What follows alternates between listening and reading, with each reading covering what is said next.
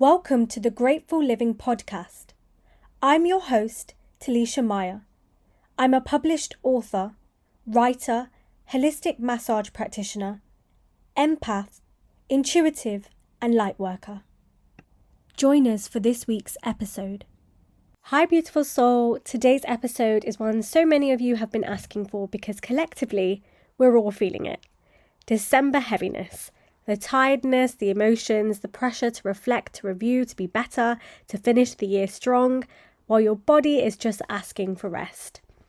And I want to take you through why this happens.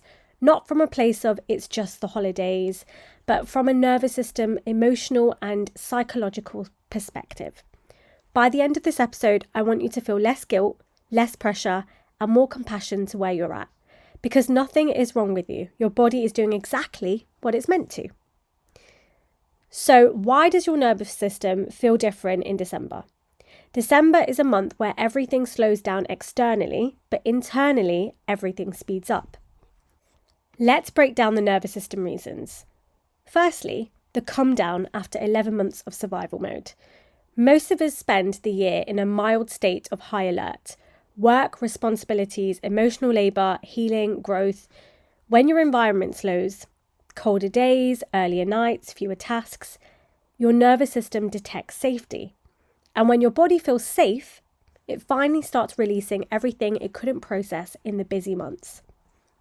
That release can feel like tiredness, sadness, emotional sensitivity, old memories resurfacing, a sense of why am I feeling this again? You're not regressing, your body just finally has capacity to process.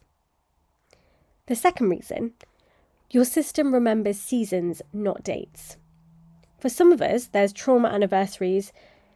They don't actually need exact dates, but your body remembers the light, the temperature, the time of year, the emotional tone of winter.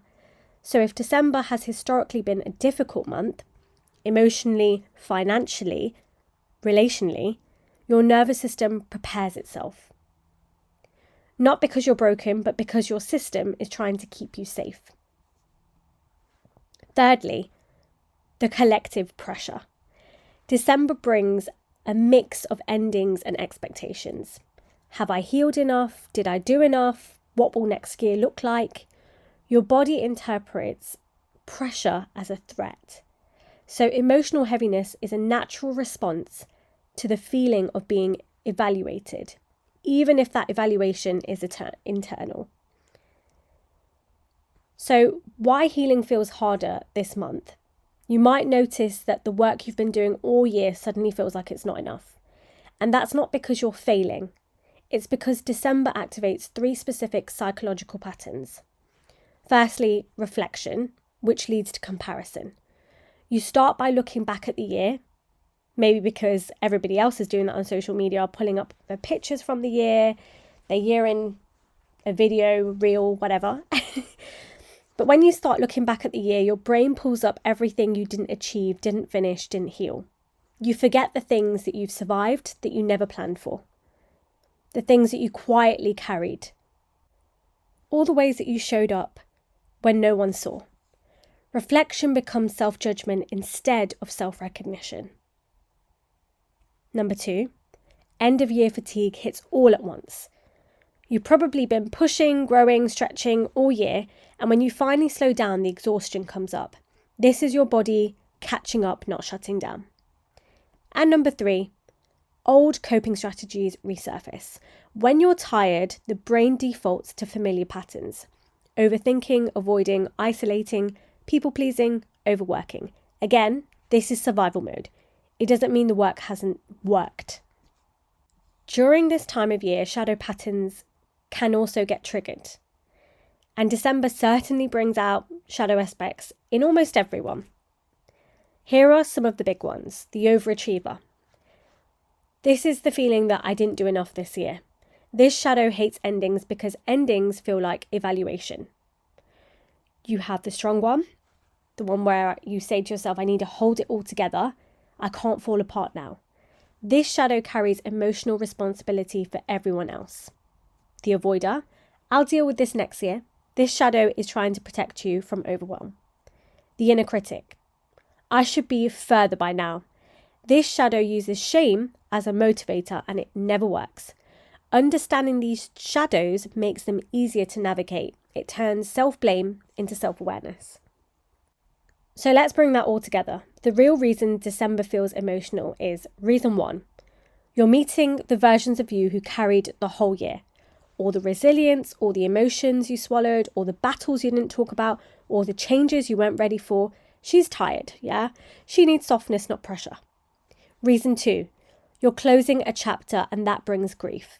Even good years carry grief. Every ending brings a tiny identity shift, and your body feels that before your mind does. Reason 3. You're more aware now. You're not the version of you from last year. You're more conscious, more connected, more emotionally intelligent. Awareness makes you feel things more deeply, not because you're weaker, but because you're safer. So if you take nothing else from this episode, take this. December heaviness is not a breakdown, it's a release. It's your nervous system saying you made it through another year. Now let me take that weight off your chest. You don't need to be your strongest self in December. You don't need to be your most productive self. You don't need to reinvent your life before January. You just need to let yourself land. Let yourself breathe. Let yourself integrate.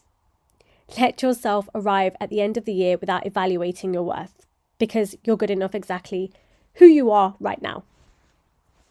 So if you're feeling heavy, emotional, or tired right now, you're not alone and there's nothing wrong with you. Your body is doing exactly what it's designed to do. Slow down, reflect, and release. Thank you for listening as always, and I hope this helped you feel understood and a little lighter. And if it did, please share it with someone who might need this reminder today too. And take good care. I'll see you in the next episode. Thank you for listening to today's episode. Don't forget to follow us on Instagram at @the_grateful_living.